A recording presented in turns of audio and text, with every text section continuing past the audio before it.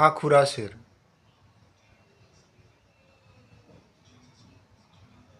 ठाकुरा जोंनि बोखांगिरि।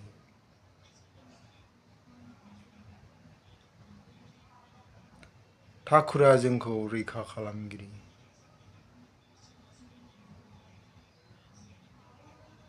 ठाकुरा मानसिफोरनि जिउखौ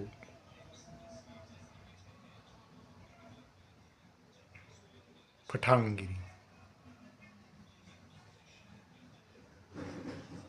ठाकुरनि अननायावनो जों थांनानै दं।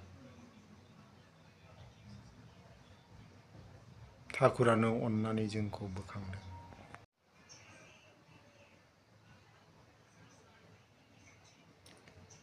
ठाकुरा जोंनो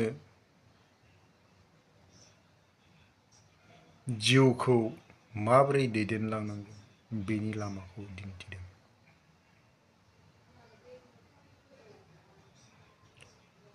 ठाकुरनि बुंलांनाय लामाजों जों सोलियोब्ला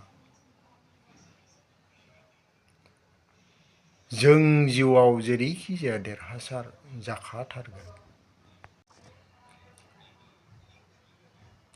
ठाकुरनि नामाव जोबनो गैयै शक्ति दं।